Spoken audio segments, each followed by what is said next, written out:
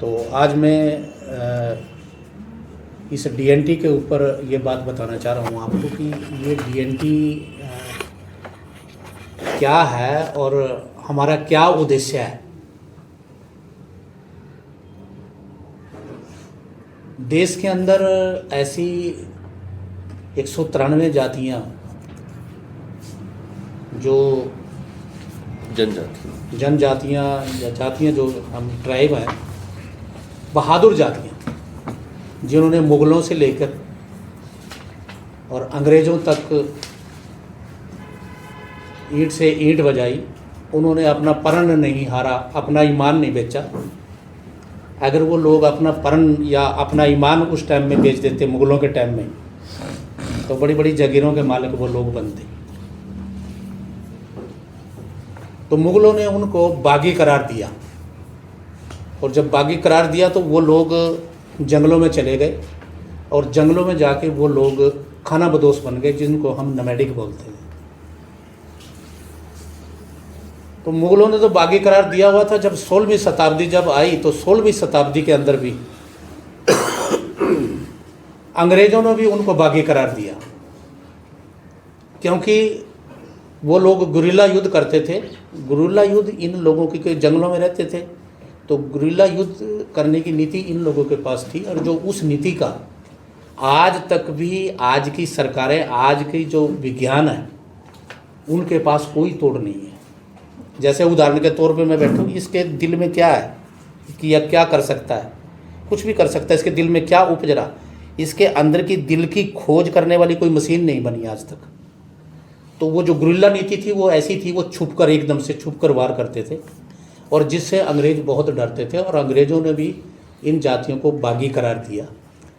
और इसमें क्या होता था कि इन जातियों के ऊपर इनको कहीं आने जाने की इजाज़त नहीं थी, अपनी बात रखने की इजाज़त नहीं थी। पुलिस और सुप्रिटेंडेंट ने जो फैसला कर दिया वही आखिरी फैसला इन जातियों के लिए हुआ करता था। इन जातियों के लिए इनको आने जाने की भी कहीं इजाज़त नहीं थी, और उनको एक पास मिलता था। वो पास मैं आपको थोड़ा सा दिखा दूं, मेरे पास पड़ा भी है यहाँ थोड़ा सा, ये पास है। ये अंग्रेज़ उस ज़माने में हमारे लोगों को कहीं जाने आने की इजाज़त नहीं थी, तो ये पास लाहौर से मिलता था। हमारी जो 1947 से पहले जो हमारी राजधानी थी वो दिल्ली नहीं थी, वो लाहौर थी। तो लाहौर से ये पास जिला कलेक्टर स्तर के ऊपर हर डिस्ट्रिक्ट में ये इन जातियों के लोगों को पास मिलता था। इस पास को लेके एक गांव से दूसरे गांव में जाया करते थे, और जब एक गांव से दूसरे गांव में जाया करते थे तो वहाँ के मुखिया को बताना पड़ता था कि सर हम आज इतने दिन के लिए यहाँ आए हैं, और इतने दिन के बाद हम यहाँ से चले जाएंगे। फिर जब वो अपने गांव आता था तो वहाँ के मुखिया को बताना पड़ता था कि ये लोग अब हम सर वापस आ गए हैं। तो आप लोग यहाँ सभी बुद्धिजीवी लोग बैठे हैं, आप लोग ये सोचते थे कि उनको वहाँ बताना पड़ता था और यहाँ भी बताना पड़ता था। इसका क्या मतलब था? इसका मतलब ये था कि अंग्रेज जो तंत्र था वो इनसे चिंतित था कि कहीं ये लोग मूवमेंट खड़ी ना करें, और मूवमेंट खड़ी करेंगे तो ये लोग हमारे लिए एक बहुत बड़ी बाधा बनेगी। और उन्हीं ने उसी सोची नीति के आधार पर ऊपर इन जातियों के ऊपर 1871 में एक क्रिमिनल ट्राइब एक्ट लगाया, जिसको जरैम पेशा क्रिमिनल ट्राइब बोलते हैं। वो इसी सोच से बनाया कि इन जातियों को क्यों ना इन जातियों को एक अलग थलग उसमें करके और इनको पूरे समाज से अलग कर दिया जाए। तो वो क्रिमिनल ट्राइब का इन लोगों के ये सर्टिफिकेट हमारे लोगों को उस टाइम इशू हुए। इन लोगों की बड़ी बड़ी रिफॉर्मेंट्रियाँ छांगा मांगा, मिटगुमरी, भागलपुर की जेल, अम्बरसर का पिंगलवाड़ा, ये जो अम्बरसर का पिंगलवाड़ा ये भी हमारी जेलें थी, मुरादाबाद की जेल, अहमदाबाद की जेलें, ये बड़ी बड़ी रिफॉर्मेंट्रियाँ इन जातियों के लिए बनाई गई। तो मैं ज़्यादा नहीं मैं बोलना चाह रहा हूँ कि मैं इसको थोड़ा कम कर रहा हूँ बात को, कि बहुत बड़ी करुण कथा है इन जातियों की। और 1947 में जब देश आज़ाद हुआ, हाँ, निकोबार अंडमान द्वीप समूह उसमें सुलेलर जेल में हमारे लोगों को पकड़ के रखा, तो वहाँ पर आज़ादी के जो लोग थे वो भी वहाँ गए और ये लोग भी वहाँ गए, ये क्रिमिनल बन गए, वो आज़ादी दीवाने बन गए। तो हम लोगों ने भी, हमारे जो बुज़ुर्गों ने है, हमारे ने भी आज़ादी की लड़ाई में उस मुहिम के अंदर बहुत बड़ा साथ दिया उन फरंगियों को भगाने के लिए। तो इसके बाद 1947 में देश आज़ाद हो गया, लेकिन ये जो जातियाँ थी ये आज़ाद नहीं हुई। इनके ऊपर वो क्रिमिनल ट्राइब एक्ट ऐसे कैसे लगा रहा। तो 1949 में एक कमेटी बैठाई गई, इसके बीच में फिर क्या हुआ, वल्लभ भाई पटेल जी, जब देश आज़ाद हुआ तो वल्लभ भाई पटेल जी पहले गृह मिनिस्टर बने। तो उन्होंने पूरे देश का दौरा किया और दौरा करके वो जेलों में गए। तो जेलों में हमारे ये जो जातियों के लोग थे, ये लोग मिले उनको वहाँ पर। तो उन्होंने पूछा, भाई पूरा देश आज़ाद हो गया, पूरे देश की जो जेलें थी वो खाली हो गई हैं, तो आप लोग इन जेलों में कैसे हैं? तो उन्होंने बोला, सर हमारे को तो वो क्रिमिनल ट्राइब एक्ट लगा हुआ, हम तो लोग इस वजह से जेल में हैं, हमारे पास तो वो उससे तो हमारे को छुटकारा नहीं मिला। तो उन्होंने फिर आनंद फानन में एक कमेटी बैठाई जिसका नाम था Ananthasayanam Ayyangar committee, the criminal tribe act inquiry committee 1949-50। उसने पूरे देश में दौरा किया और ये जातियाँ चिन्हित की कि जिन जातियों के ऊपर ये क्रिमिनल ट्राइब एक्ट लगा हुआ है। तो उन्होंने फिर 31 अगस्त 1952 में पार्लियामेंट के अंदर एक बिल ला के इन जातियों का जो जातियाँ उसमें नोटिफाइड थी, जो उसमें लिपित थी, उनको डीनोटिफाइड कर दिया गया, आज़ाद कर दिया गया। वहाँ से इन जातियों को विमुक्त जाति की संज्ञा दी गई, डीनोटिफाइड ट्राइब, वहाँ से ये जातियाँ बनी। पहले ये नोमैडिक थी, उसके बाद फिर ये डीनोटिफाइड विमुक्त जातियाँ बनी कि आज के बाद आप लोग भी खुले आसमान में, आप लोग भी इसमें आज़ाद भारत में कहीं भी आप लोग घूम सकते हैं, आपके ऊपर ये ख़त्म हो गया। तो 47 के बाद हमारी जातियों को राजनीतिक लोगों ने कहीं ओबीसी में डाल दिया, कहीं एससी में डाल दिया। कुछ ऐसी आज भी जातियां गुमनाम जिंदगी जी रही हैं जिनका जो कहीं भी नहीं है। आज 70 साल के बाद भी उनका कोई सर्टिफिकेट नहीं बनता, उनका कोई डोमिसाइल नहीं बनता।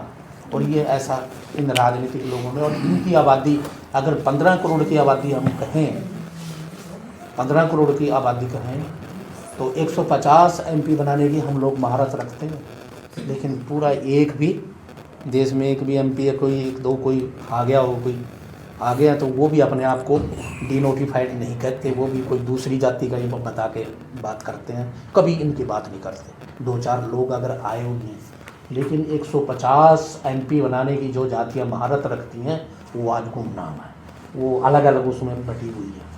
तो हम लोगों का जो उद्देश्य है वो ये है कि हमारे बुजुर्गों ने जो 82 साल तक जो क्रिमिनल ट्राइब एक्ट में रहे, तो उसमें हमारा क्या कसूर था, हमारे लोगों का क्या कसूर था, हम लोग देश के लोग थे। वो जातियों का हम लोग कंपनसेशन सरकार से मांग रहे हैं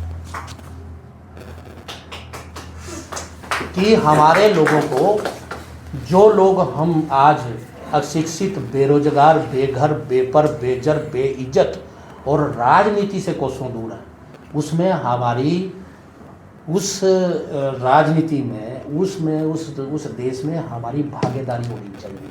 हमें उसका कंपनसेशन, उस 82 साल का कंपनसेशन मिलना चाहिए जो हम दूसरी जातियों की एवज में तरक्की के दौर में पीछे रह गए। ये उद्देश्य है इसका आज की मीटिंग का। उसके जो आप बता रहे हैं कि ये हम क्यों ये इस मुहिम में जुड़े हुए, वो कंपनसेशन हम शैक्षणिक स्तर के ऊपर, आर्थिक स्तर के ऊपर, सामाजिक स्तर के ऊपर और राजनीतिक स्तर के ऊपर सरकारों से मांग रहे हैं। और वो पिछले 60 साल से हम लोग मांगते आ रहे हैं, जिसमें 45 साल का एक नौजवान हमारे पास है। अभी मास्टर जी बैठे हैं जिन्होंने 45 साल हो गए इस लड़ाई को लड़ते हमारे बीच में बैठे, इन्हीं के ही साथ हम लोग उस मूवमेंट को आगे से आगे अब नई से नई जुड़ रही है। और पूरे देश में मैं कहूँ 30 करोड़ की आबादी DNT की है देश के अंदर। अगर हम उन लोगों को संगठित कर लें तो हम अपने हक, हकूक़, हमारे को मिल सकते हैं। तो इसके ये मैंने आज का इसका उद्देश्य बताया। तो फिर उसमें हमारे कहीं कमीशन बैठे हैं, 9 कमीशन बैठ गए हैं जातियों के, कमीशन पे कमीशन, कमीशन पे कमीशन, लेकिन सरकारें उसमें कुछ नहीं करती, सिर्फ लिपापोती करके और ऐसे ही छोड़ देती हैं। तो उस कमीशनों की रिपोर्टों को, जिसमें एक 2006 में रैंके कमीशन आया, 2014 में हिदायती कमीशन आया, और उनकी भी रिपोर्ट 6 साल तक सरकार के पास रही, 2008 में दी थी और 14 में उसको बंद कर दिया। फिर पूरे देश के लोगों का, पूरे देश में यहाँ जंतर मंतर पे हम लोगों ने बड़े, शायद इसमें कुछ लोग हमारे बीच में हैं जो अभी, जो हम जंतर मंतर पे लगातार चले 2008 में यहाँ पर पूरे, और फिर सरकार पे प्रेशर भी बनाया। रौनकी राम बाजीगर हाँ, जंतर मंतर पे शहीद हुए, कुछ लोग हमारे शहीद भी हुए हैं यहाँ पर जंतर मंतर पर। रौनकी राम बाजीगर थे, पंजाब से थे, वो लोग शहीद हुए इसमें। एक बावरिया समाज का, एक क्या नाम था, एक बेटगुट समाज का था, गुरचरण बावरिया, गुरचरण सिंह बावरिया, शहीद हो गया, यहीं जंतर मंतर पे शहीद हुआ हो। तो ऐसे बहुत लोग हैं, इनकी बड़ी हिस्ट्री है। ऐसे तो 167 लोगों को सती चौरा घाट कानपुर में 167 लोगों को कच्ची फांसी दी गई और चिथड़े उड़ा दिए गए सती चौरा घाट कानपुर पर। आज भी वो तोप का गोला वहीं पड़ा। बड़ी लंबी हिस्ट्री है, वो इतनी मैं ज़्यादा लंबी नहीं बताऊंगा, लंबा टाइम हो जाएगा। तो ये कमीशनों की ये जो रिपोर्टें हैं, सरकार बोर्ड ले लेती है, लेकिन उसके ऊपर कोई कार्रवाई नहीं हो रही है। इसके बारे में एक बड़ा चिंता का विषय है कि इसके ऊपर कैसे हम सरकार के ऊपर अपना प्रेशर बनाएं, और इन जातियों को आज भी जो लोग खुले आसमान, सीवरेज के पैपों, पुलों के नीचे, तरपालों के नीचे जो जीवन बसर कर रहे हैं लोग, आज भी लोगों का राशन कार्ड, बीपीएल कार्ड और उनके जो सरकार की जो एड जो मिलनी चाहिए, वो डॉक्यूमेंट्स उनके पास कैसे मुहैया हों, ये सब चर्चा इस विषय के ऊपर आज हम करने वाले हैं। और जब ये विषय संगठन करेगा तो सभी लोग, जितने लोग अपने आए हैं यहाँ, पदाधिकारी हमारे अलग अलग स्टेट के लोग आए हैं, जो कुछ आने वाले हैं, सभी से हम ये आग्रह करते हैं कि वो अपने अपने एरिया में जाके देखो, अगर काम करना है, सिर्फ एक तो कुछ लोग तो ये है कि पद लेके बैठ जाते हैं और बस काम करते नहीं हैं। हम उनका सख्त विरोध करते हैं हम लोगों का कि ऐसे लोग या तो फिर काम करना छोड़ दें, उस पद को छोड़ दें, किसी दूसरे आदमी को दें, नहीं तो फिर पूरी निष्ठा से काम करने की ज़रूरत है उसके ऊपर। बिल्कुल मैं कड़वे शब्दों में बोल रहा हूँ कि अगर काम करना है तो सही तरीके से इनके काम करिए, इनके ऊपर काम करिए, नहीं काम करना तो फिर उस पद को छोड़ दीजिए, ताकि दूसरा आदमी आके उसके ऊपर काम करे।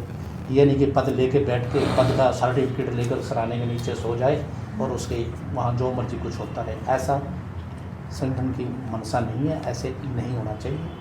जिस आदमी को पद मिला वो पूरी अपनी इच्छा से अपनी उसके ऊपर काम करे और जिला स्तर के ऊपर कमेटियाँ बना के लोगों को बताए कि ये डीएनटी क्या है। तभी तो हमारे बहुत से लीडरों को भी नहीं पता कि डीएनटी क्या, क्योंकि ये जो कमीशन 2 बने हैं, इन कमीशनों ने लोगों को उलझा के रख दिया। इसमें कुछ जातियाँ और बहुत जुड़ गई थी, तो ये लड़ाई डिनोटिफाइड की, लेकिन इसमें कुछ जातियाँ अर्धगमंतु और ये सब ये जोड़ दिए गए हैं। उसमें एक बहुत बड़ा दायरा हो गया और इस बड़े दायरे के अंदर इसको संभालना मुश्किल हो गया। इतनी जातियों का नाम, आप कितनी जातियों की 1600 कुछ जातियाँ इसके बीच में कमीशन में डाल दी और उन लोगों को पता ही नहीं है कि हम कौन हैं। तो ये हमारी जो संगठन है, इसके लिए भी एक बड़ा बहुत एक चिंता का विषय हो गया कि उन लोगों को कैसे संगठित किया जाए, उन लोगों को कैसे बीच में जोड़ा जाए, तो ये सभी जातियों को साथ में लेके कैसे चला जाए। तो ये सारी इन चीज़ों के ऊपर आज मंथन करना है और सभी लोगों ने जहाँ जहाँ उनके एरिए में ये जातियाँ लिस्ट है आपके पास, मेरे पास ये पड़ी है। अभी कमीशन की कुछ जातियाँ हमने डलवाई है, वो मेरे पास उधर पड़ी है। कुछ नई जातियाँ उसमें जो जुड़ी हैं अभी, लेकिन वो जुड़ने का तभी फ़ायदा होगा जब कमीशन की रिपोर्ट लागू हो। तो हमारा सबसे बड़ा उद्देश्य अब ये है, मेन टारगेट कि जो 2014 की जो रिपोर्ट पड़ी है सरकार के पास, मौजूदा सरकार के पास रिपोर्ट है 2014 का जो कमीशन था और 18 में रिपोर्ट दी है, ये दैत्य कमीशन की रिपोर्ट, उस रिपोर्ट को कैसे लागू करवाया जाए और सरकार के ऊपर कैसे प्रेशर बनाया जाए, उस प्रेशर के लिए आज की ये मीटिंग रखी गई। धन्यवाद।